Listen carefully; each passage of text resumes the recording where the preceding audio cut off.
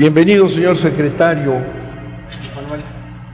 Lo hemos recibido como secretario en 3 ocasiones de diferentes portafolios, pero lo cual le hace a usted uno de los secretarios más experimentados en estas comparecencias. Lo felicita a usted. Me quedaría una duda que seguramente no se puede responder ahorita. ¿Cuál es su impresión? ¿Cuál es su impresión, señor secretario, de ser secretario de Hacienda del PAN y después secretario de Hacienda del PRI? En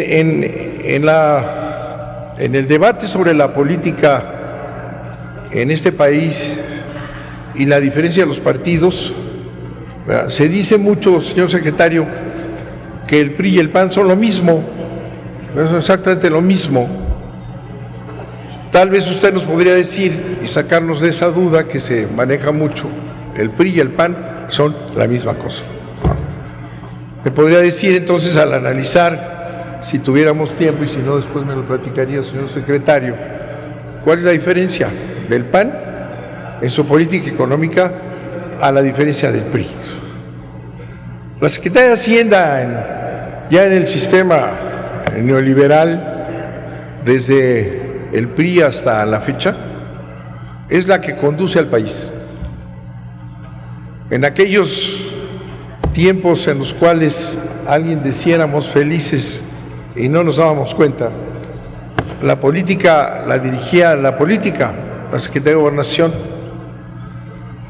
pero eso se fue modificando, y en estos últimos años quien dirige la política es la Secretaría de Hacienda, y se dirige la política económica y la política desde la Secretaría de Hacienda.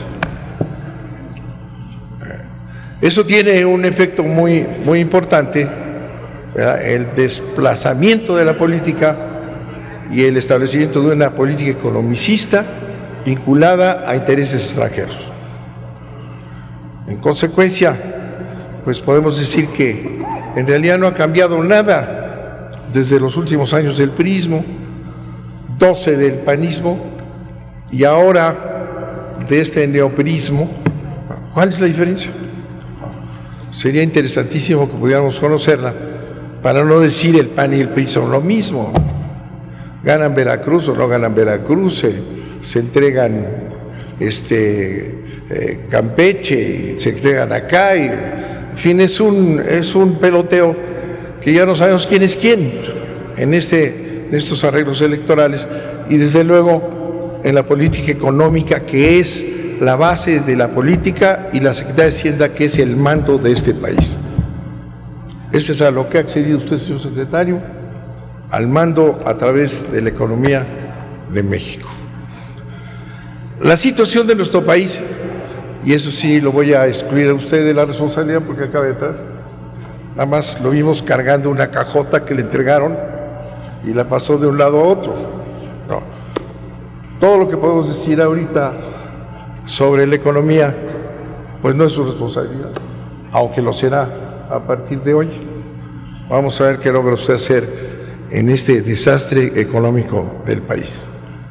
El gobierno de Peña Nieto gobierna para la oligarquía, gobierna para los intereses económicos dominantes en México, no los intereses económicos en general, gobierna para los intereses transnacionales, para el manejo del poder hegemónico extranjero, y en consecuencia, pues quienes crecen y a quienes les va bien son esa pequeña fracción del país, y tenemos un gobierno que no atiende las necesidades de la población, y por tanto es un gobierno que no gobierna para quienes lo eligieron o supuestamente lo eligieron, sino es un gobierno que gobierna para la oligarquía. Y los datos así lo reflejan. Los datos nos muestran a un gobierno de Peña Nieto dedicado a garantizar privilegios, dedicado a garantizar la penetración del capital extranjero y su hegemonía, dedicado a proteger a las grandes empresas y en un cero desarrollo, cero desarrollo. Este gobierno ha mentido a la nación una y otra vez y lo vuelve a hacer. Respecto a lo que va a crecer, dice, vamos a crecer tanto. Cuando las provisiones del crecimiento son del 3% al final, terminamos con un pobre crecimiento de 1.9 a 0, a 2%. Y una y otra vez se miente y lo volvemos a ver otra vez en ese paquete que le entregaron, señor secretario. Se miente. No se va a crecer eso, es mentira. Está planteándose ya como una utopía, como un engaño general. Desde hace 35 años, con esta política neoliberal que se ha pasado, ese PRI neoliberal, a ese PAN neoliberal y a ese PRI neoliberal, ¿verdad? Podemos decir que, ¿verdad? El crecimiento per cápita es de menos de 1%. Es un fracaso absoluto. Sí. Todo lo que se diga es falso.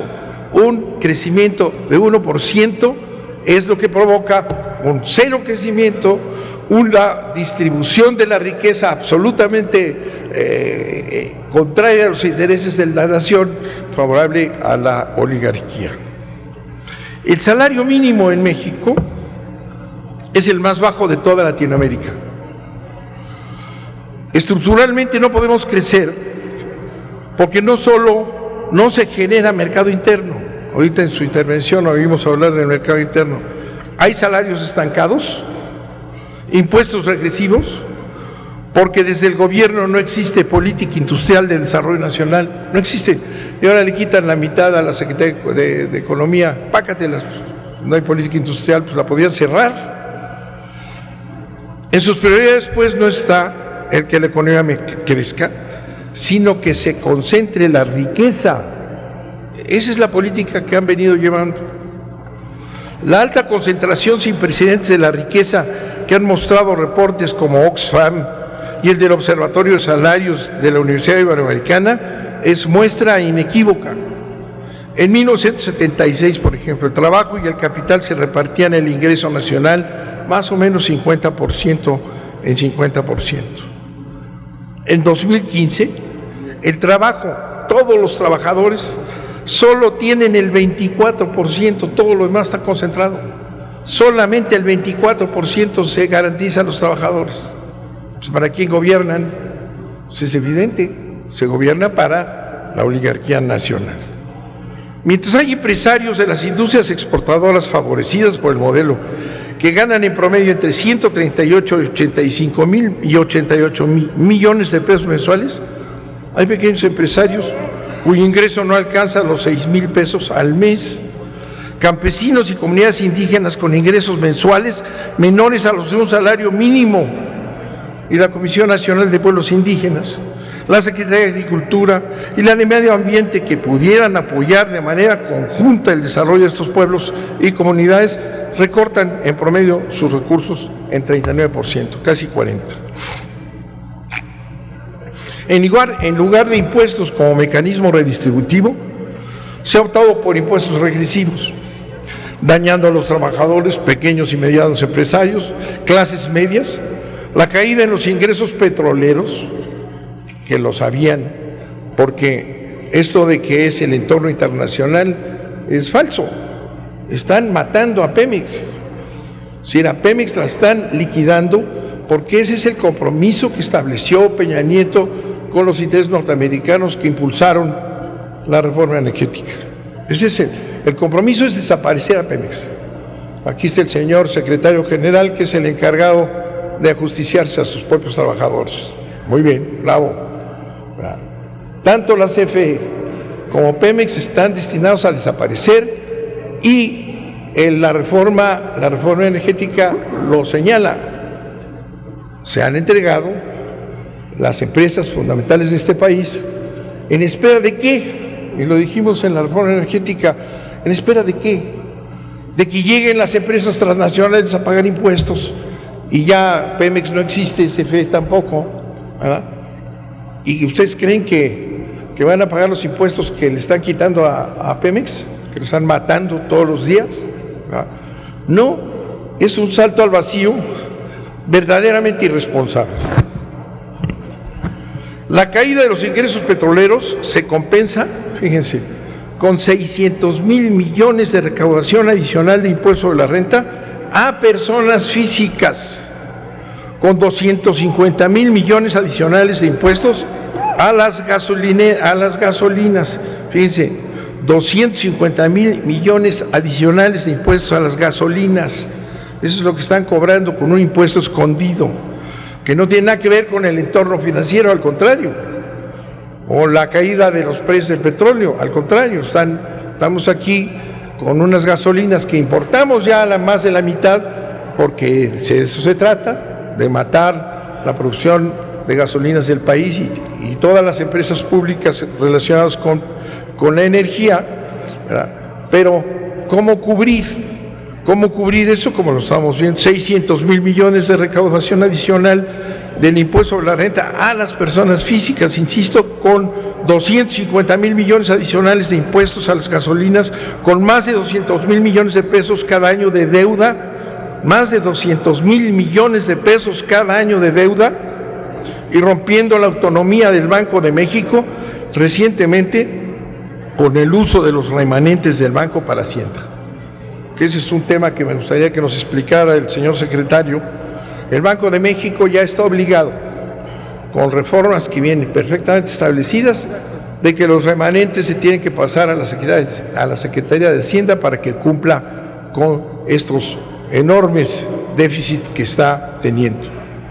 Mientras las grandes empresas del país pagan entre 1 y 13% de sus ingresos, 1 y 13% de sus ingresos, los trabajadores pagan un máximo de 35%. Mientras sectores como el minero, que tienen un régimen de privilegio, el pueblo de México paga 40% del sobreprecio por impuestos por las gasolinas y combustibles. 4 de cada 10 pesos del precio de la gasolina van a parar a Hacienda. En 3 años la recaudación, de ser de 16,000 millones de pesos por este impuesto, han pasado a 280,000 millones. El gasto social de poco más de 900,000 millones de pesos para erogaciones, los rubros destinados a salud, educación y desarrollo social no han visto aumentos desde 2013, más allá del 0.01, 0.5 y 2.5 anual respectivamente. En cambio, el gasto de instituciones militares y de seguridad interior muestra aumentos significativos. Gobernación, Marina y Defensa Nacional han observado un crecimiento promedio anual de 44%, 5 y 4%. De manera particular, Gobernación, que más aumentó 230%, es en el eufemismo catalogado como operativos para la prevención y disuasión del delito operado directamente por la Policía Federal, 230%. Las políticas sociales no sirven para nada, no contienen la pobreza, pero eso sí, capturan el voto.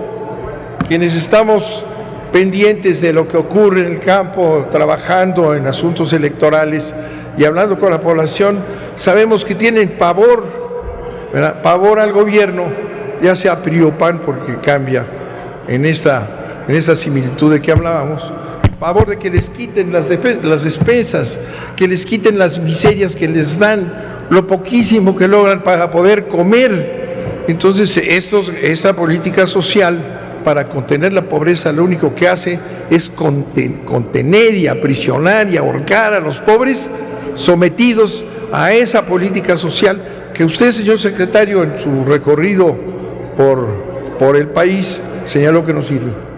Usted hizo una crítica a esta manera de manejar un crecimiento enorme de recursos que solo sirven para comprar votos. Eso sí está funcionando bien.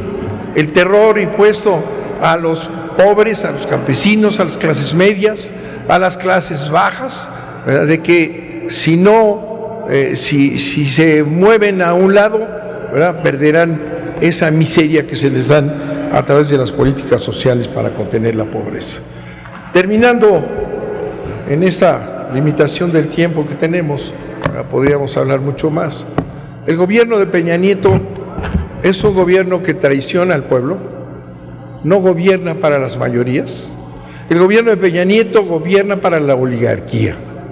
Además de la corrupción, que ya vamos a ver que seguramente el PRI va a meter a la cárcel a algunos gobernadores, y el PAN también, que los estamos esperando ya ver en su traje de carcelario, a los gobernadores que están enjuiciando el propio PAN y el PRI también.